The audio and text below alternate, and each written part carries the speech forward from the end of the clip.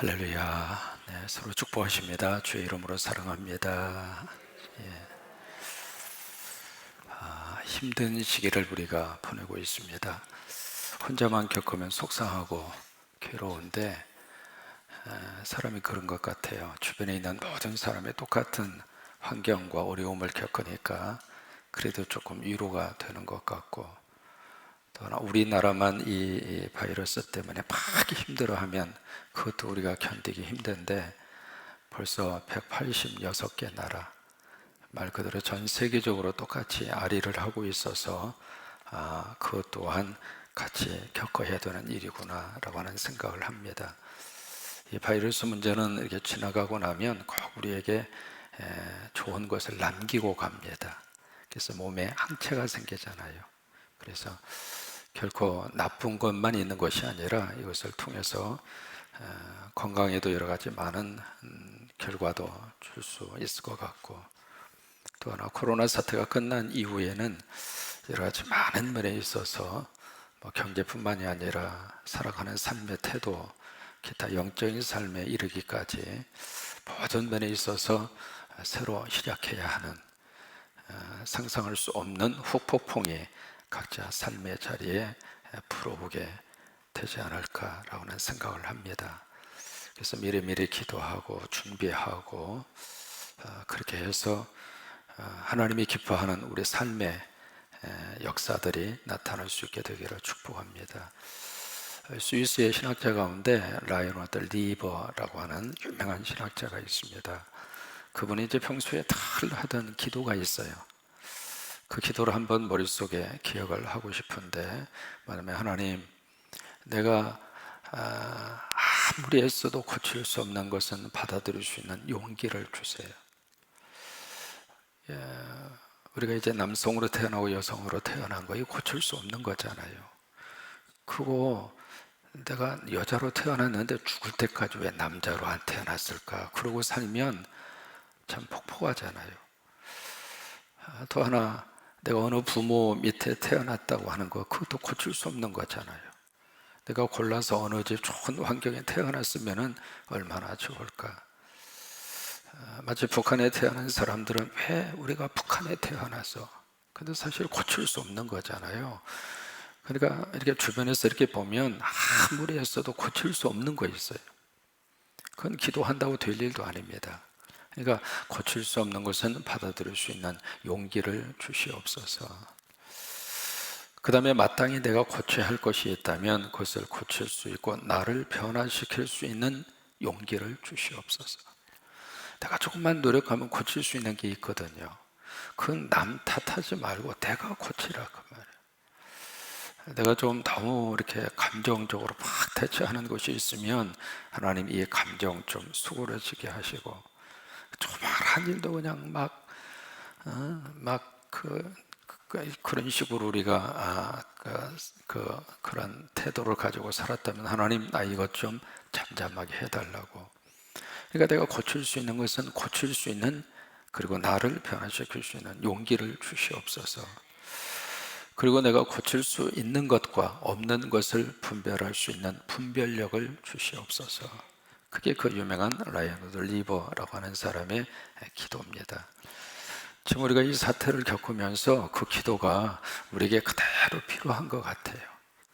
그래서 남 원망하거나 탓하지 말고 또 믿음으로 우리 하나님 앞에서 기도하면서 잘 이겨낼 수 있는 우리 모두가 될 수 있게 되기를 바랍니다. 다니엘서 11장하고 12장은 이게 다니엘이 이제 다리오 원년에 하나님으로부터 받은 말씀인데, 2절에 보시면 그렇게 말씀을 시작을 하고 있습니다. 2절에 보면 이제 내가 참된 것을 내게 보이리라. 이 참된 것을 영어 번역에서는 진리라 그렇게 이야기하고 있습니다. 내가 너에게 진리를 말하리라. 그러면서 무슨 말씀을 하시냐면, 지금 이제 다리오가 바로 바사의 왕이잖아요. 페르시아의 왕이잖아요. 그 왕을 중심으로 해서 그 뒤에 역사가 어떻게 흘러갈 것인가. 근데 이 역사가 지금 몇 년도의 역사를 다루고 있느냐면 400년의 400년의 역사를 지금 다루고 있습니다. 굉장히 긴 역사를 지금 다루고 있는 거거든요. 우리가 읽었을 때에는 이 역사가 지금 이제 그 고대 근동 사회라고 이야기하거든요. 지중해를 중심으로 한 그쪽을 근동이라 그래요. 이게 동쪽에서 멀리 있다 그래서 근동이라고 하는 말을 쓰거든요. 이제 근데 고대 근동 사회에서 일어났던 그 역사가 지금 역사적인 어떤 그 책이라든지 역사의 배경이라든지 그걸 쭉 놓고 이 성경을 읽으면은요 몸서리 쳐도록 야 하나님의 말씀의 역사가 이렇게 이루어지는구나. 다니엘은 지금 400년 동안 흘러가야 되는 역사를 하나님으로부터 받은 거예요. 받아가지고 그것을 예언으로 쓰고 있는 거거든요. 근데 그것이 이제 이 400년 동안 바로 그 역사가 그대로 흘러가게 됩니다. 역사의 출발은 지금 바사로부터 시작을 하거든요. 바사. 그러니까 지도를 잠깐 우리가 이제 보면은 여기 이제 바벨론이 있었잖아요. 그리고 위에가 메대가 있었고 여기가 바사가 있었고요.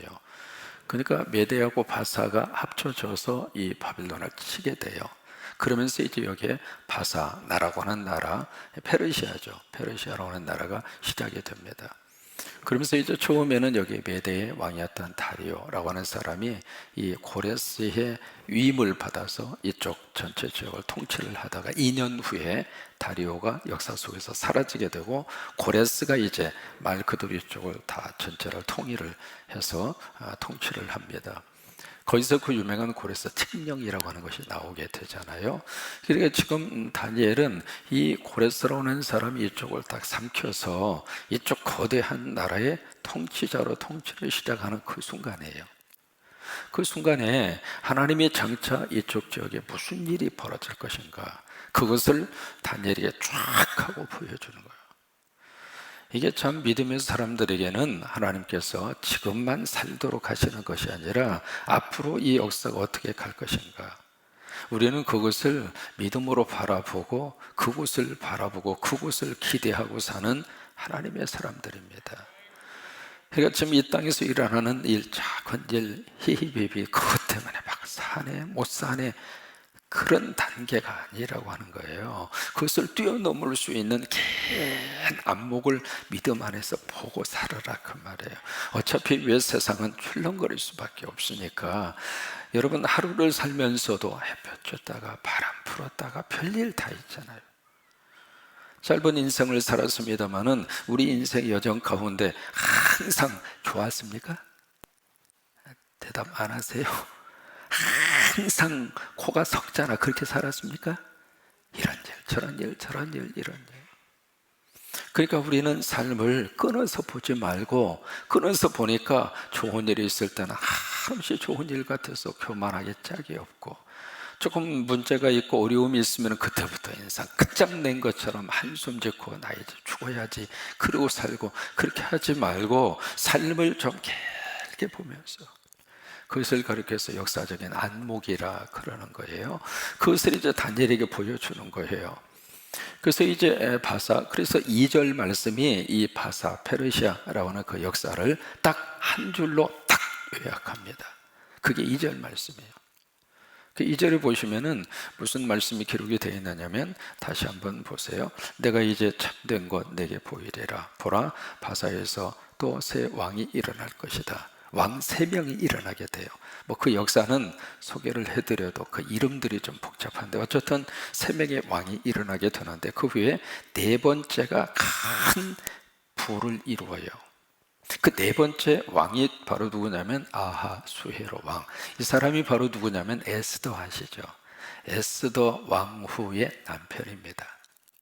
근데 그 사람이 일어나게 될 것이다 그거예요. 근데 이 아하수헤로 왕이 큰 부를 가지게 돼요. 그 엄청난 부를 가지고 그것을 통해서 군사력을 강화를 시키고 그래서 이 아하수헤로 이 왕이 이 군대가 그 당시에 벌써 100만 군대를 이끌습니다. 지금 한국의 군인이 60만인가요? 이것도 지금 많다고 생각을 하는데 그 당시 고대 사회에 100만 명의 대군을 이끌어요. 이제 그 내용을 바로 이게 2절에서 소개를 하고 있습니다. 근데 이 사람이 여기서 끝나지 않고 여기에 모든 사람을 충동해서 누구를 치느냐면 헬라 왕국을 칩니다. 그러니까 지금 이 지도를 이렇게 통해서 보면은 대충 이제 이렇게 그려본다면 이제 이 페르시아 이쪽 그 아하수에로 왕이 이쪽 전체를 다 먹은 거예요. 다 먹고 바로 여기가 이제 그리스 헬라였거든요. 이 헬라 이쪽을 치는 거예요. 이쪽이 바다 에게해라고 하는 바다 건너서 그래서 이쪽을 치려고 이제 이 아하수아로 왕이 이쪽을 공격해서 치려고 들어서 헬라를 지금 2절에 보시면 2절 끝부분이 그 내용이거든요. 헬라를 칠 것이다 그 말이에요. 근데 그 전쟁이 그 유명한 살라미 전쟁입니다. 이 살라미 전쟁이 몇 년 동안 있었느냐면 44년 동안 있습니다. 그러니까 44년 동안 계속 싸운 거예요. 44년 전쟁에서 여기에 페르시아 아하수에로 왕이 져요. 이 헬라한테. 이제 그 사건, 이 살람이라고 하는 것은 에게해라고 하는 바다 건너편 이쪽 그리스 헬라 이쪽에 있는 한 지역이거든요. 거기서 그렇게 오랫동안 싸웠어요. 싸워가지고 이제 거기서 아하수에로 왕, 다시 말해서 페르시아 바사 그 나라의 왕이 지는 거예요. 지니까 이제는 이쪽 헬라 제국이 된 거죠. 헬라가 꿀꺽 다 이쪽을 삼키게 된 거죠. 그러면서 여기에 3절에 보시면 장차 한 능력 있는 왕이 일어날 것이다. 그 사람이 누구냐면 그 유명한 알렉산더입니다. 그 알렉산더라고 하는 그 사람이 일어나게 될 것이다. 그래서 큰 권세로 다스리며 이게 나이 20살에 왕이 돼서 여러분 왕 앞에 대왕이라고 하는 말을 붙이는 사람이 몇 사람 안 됩니다. 근데 우리가 알렉산더를 이야기할 때는 꼭 알렉산더 대왕이라고 그래요. 그 정도로 이 사람이 가지고 있었던 그 힘과 권력이 셌다 그 말이죠. 그래서 이 알렉산더 대왕이 나이 20살에 이게 왕이 된 다음에 이 사람이 머릿속에서는 뭐가 있었느냐면 이 전 세계를 헬라화하리라. 이게 자기의 스승으로부터 영향을 받은 거죠. 아리스토텔레스라고 하는 스승으로부터. 그래가지고 이 전 세계를 헬라화하리라. 그 역사 사명을 띠고 계속 이 땅을 넓혀가는 거예요. 넓혀가서 이게요 12년 만에, 그러니까 20살에 왕이 돼서 12년 만에 어디까지 먹느냐면 이쪽에 인도까지 먹습니다. 이제 그런 식으로 말 타고 다니면서 이 전 세계를 완전히 자기 휘하에 전부 다 헬라화 그렇게 시키면서 가는 장소마다 도시를 만들고 가는 장소마다 스테디움을 만들고, 여러분 이 스테디움이라고 하는 게 거기서 나온 겁니다. 그렇게 이제 하면서 곳곳에 도시를 건설하고, 그러니까 이 알렉산더 대왕이 들어온다고 그러면은요 주민들이 쌍수를 들고 환영했습니다. 와달라고. 그러니까 그냥 말 타고 그냥 지나간 거예요. 싸움다운 싸움은 한 2번 정도 하고 그냥 가서 달리면은 자기 땅이 되는 거예요. 이제 그런 식으로 12년 동안 막 그렇게 해서 점령을 해 나가다가 어느 한 전투에서 적군이 쏜 화살에 의해서 이 알렉산더 대왕이 우연히 맞아요. 그래서 부상을 입습니다. 부상을 입은 다음에 그 부상 때문에 자기의 본국 바벨론으로 다시 돌아와요. 돌아와서 그 전투에 참여한 사람들에게 용기를 주기 위해서 계속 술을 마신 거예요. 매일마다 파티를 여는 거죠. 파티를 열고 그냥 술을 먹고, 그래서 같이 그렇게 생활을 하다가 이분이 말라리아에 걸립니다. 그러다가 33살에 알렉산더가 세상을 떠납니다. 이게 병에 걸려서 이제 죽으려고 그러니까 그 휘하에 장군들이 이렇게 모여서 알렉산더 대왕에게 묻습니다. 앞으로 이 권력을 어떻게 하실 겁니까? 그러면 그 당시 알렉산더에게는 2명의 아들이 있었거든요. 근데 아들이 아주 어렸어요. 그래서 자기 권력을 누구에게 딱 이양을 시켜주지 않고 뭐라고 이야기하느냐면 힘 있는 사람이 가져가, 그런 거예요. 그러니까 이 4명의 장군들이 때는 이때다 싶어가지고 이 거대한 알렉산더 대왕이 차지했던 이 땅을 완전히 자기 권력으로 세분화하기 시작을 하는 거예요. 여러분 그 내용이 여기 성경에 그대로 나타나 있습니다. 여기 보시면 4절입니다. 그러나 그가 강성할 때에 그의 나라가 갈라져 천하 사방에 나뉘을 것이나, 나누어졌다 그 말이에요. 몇 개로 나누는 게 네 개로 나누어집니다. 네 개로 나누어지는데, 여기 보시면 이게 이스라엘이 여기 있잖아요. 그 다음에 여기 애굽을 차지한 사람, 이게 톨레미라고 하는 장군이 차지합니다. 이쪽에 수리아 지역이잖아요. 수리아 지역은 셀루쿠스라고 하는 장군이 차지합니다. 그 다음에 이쪽에 그리스를 중심으로 이쪽 헬라 있죠. 이건 다스마커스라고 하는 리시마커스라고 하는 그 장군이 차지합니다. 그리고 이쪽 지역 이제 소아시아 이쪽 지역은 누구냐면 기산산더라고 하는 장군이 차지합니다. 그래서 네 명의 장군이 쫙 갈라져서 각자 자기의 땅을 차지하는 거예요. 그러면서 알렉산더는 이 두 명의 아들이 있었잖아요. 그 아들을 처참히 죽여버리고, 그리고 알렉산더의 부인도 죽여버리고, 알렉산더의 누나도 죽이고, 알렉산더에게 애를 낳아주었던 첩도 죽이고. 참 사람이 권력이라고 하는 게 그런 거예요. 다 죽여버립니다. 죽여버리고 나서 이제 나라를 이렇게 내등분시키는 거죠. 그렇게 해서 통치가 이루어지는데, 오늘 성경은 어디에 주목하느냐면 여기 남방왕, 북방왕이 나오잖아요. 누구냐면 남방왕은 이 애굽을 차지한 톨레미 장군, 저기를 남방왕이라 그런 거예요. 그 다음에 북방왕이라고 하는 것은 여기에 수리아죠. 수리아 지역을 통치했던 바로 셀루쿠스라고 하는 그 왕조를 북방왕이라고 그런 거예요. 그래서 이 둘 사이에 계속 치고받고 그런 일이 역사적으로 계속 일어나는 거예요. 그래서 이쪽에 세력이, 북방왕이 세력이 세면 밑으로 쫙 내려와서 남방왕을 먹어요. 그러면 남방왕이 거기서 이제 그렇게 엉들린 상태로 살다가 남방왕이 기회를 봐서 이제는 슬금슬금 올라가서 북방왕을 먹어요. 이제 그런 일이 역사 속에서 계속 일어나게 됩니다. 심지어는 이제 그런 일까지 나오잖아요. 딸을 갖다가 주잖아요.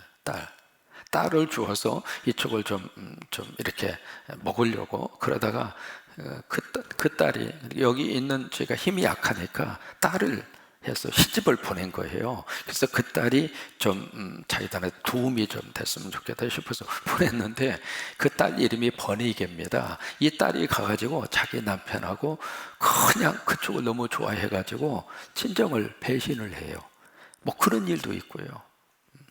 나중에 이 남방 왕이 이쪽으로 이제 그 역사는 한 번 정도 기억을 하셔야 되는 역사 가운데 하나인데, 17절을 보시면 그 또 여자의 딸을 그에게 주어, 뭐 이런 말들이 나오잖아요. 이제 그 딸이 누구냐면 그 유명한 클레오파트라입니다. 역사 속에서 클레오파트라라고 하는 사람 많이 들어보셨잖아요. 근데 그 역사 속에서 나오는 여러분들이 기억하시는 클레오파트라는 클레오파트라 1세, 2세, 3세, 4세 그런 식으로 나가요. 이제 흔히 생각하는 클레오파트라는 클레오파트라 4세입니다. 그러니까 여기에 나오는 그 여자의 딸이 누구냐면 클레오파트라 1세예요. 그런 하나의 역사가 이쪽 이스라엘 중심으로 계속 이 역사가 일어나게 되는 거예요. 자, 보세요. 그러면 여기 중간에 지금 이스라엘이 끼어 있잖아요. 이쪽 남방에서 올라와도 이스라엘을 거쳐가고, 북방에서 내려와도 이스라엘을 거쳐가고. 그러니 이 틈바구니에 끼어있는 이스라엘 사람의 입장으로 봐서는 이게요, 하루도 편할 날이 없는 거예요. 우리가 지금 힘들다고 하지만은 성서 속에서 만나는 그 사람들은 힘든 정도가 아닙니다. 말 그대로 하루하루 목숨을 지금 그 위협을 당하면서 그렇게 사는 거예요. 그러니까 이런 속에서 이 이스라엘 백성들이 누구만 붙을 수밖에 없느냐면 누구를 붙들어야 돼요.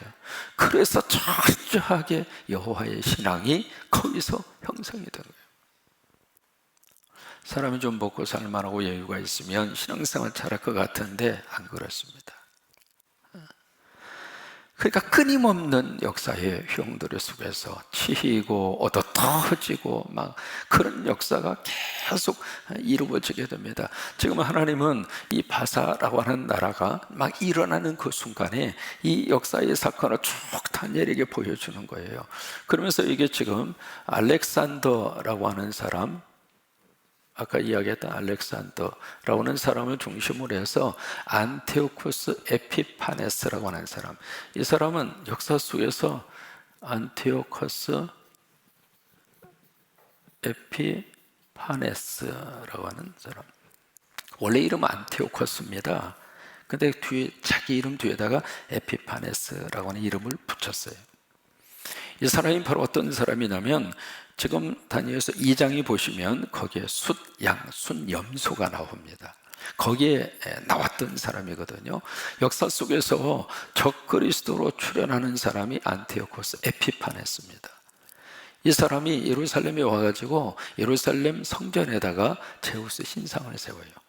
그리고 거기다가 돼지를 바치게 합니다. 그러니까 멸망에 가져간 것이 선 것을 보거든 너희는, 예수님 말씀하시죠. 그때 멸망에 가져간 것 중에 하나가 바로 안티오코스 에피파네스 시대에 일어난 사건입니다. 이 사람은 얼마나 교만했는지 자기 이름 뒤에다가 에피파네스, 이 에피파네스라고 하는 말의 뜻은 자기가 신이었는데 인간이 돼서 왔다 그 말이에요. 에피파네스라고 하는 단어의 뜻이 바로 그거예요. 자기가 하나님인데 하나님이었던 자기가 신이었던 자기가 인간이 돼서 지금 여기에 왔다. 그래가지고 자기는 인간이지만 신이다. 바로 그거예요. 요즘에 그 영적인 또라이들이 하는 거하고 똑같은 거예요. 그래서 에피파네스라고 하는 말을 붙인 거예요. 우리 자기 이름에다가. 근데 그 당시 사람들이 안티오코스를 뭐라고 불렀는가, 참 사람들이 모르는 게 아닙니다. 이 안티오코스 에피파네스라고 부르라고 그러니까 사람들이 뭐라고 불렀냐면 참 이 재밌는 표현입니다. 마네스 그렇게 불러요. 안티오코스 에피마네스. 이 에피마네스라고 하는 말은 무슨 말이냐면 미친놈, 그 말이에요. 그러니까 자기는 신이었는데 인간이 됐으니까 에피파네스라고 불러라. 그러니까 사람들이 미친놈, 정신 나간 놈, 에피마네스 그렇게 이름을 부른 거예요. 그러니까 지금 알렉산더로부터 시작을 해서 이 안티오코스 에피파네스까지, 그 뒤에 이제 내일 새벽에 조금 더 들여다보겠습니다. 이게요, 역사를 알면 성경서에서 말씀하시는 내용이 지금 어떻게 흘러가고 있는가, 하나님 말씀대로. 그래서 400년 동안 이루어질 역사를 쭉 말씀을 하시면서 앞으로 내가 예언한 대로 이루어지겠던 것이다. 무슨 얘기냐면 나 믿고 살라 그 말이에요. 우리는 하나님 의지하고 삽니다. 하나님의 말씀을 붙잡고 우리가 삽니다. 그래서 우리가 서로 임했다 간격도 유지하시고 시에서 요구하는 대로 우리가 해야 돼요. 같이 서로를 위해서 좀 불편하시더라도 마스크도 쓰시고. 그래서 우리가 할 일을 하면서도 또 하나 우리가 중요한 것은 하나님 말씀이에요. 하나님 붙잡아야 살아요. 오늘 하루도 하나님 의지하시고 그렇게 믿음으로 잘 승리할 수 있게 되기를 주의 이름으로 축원합니다.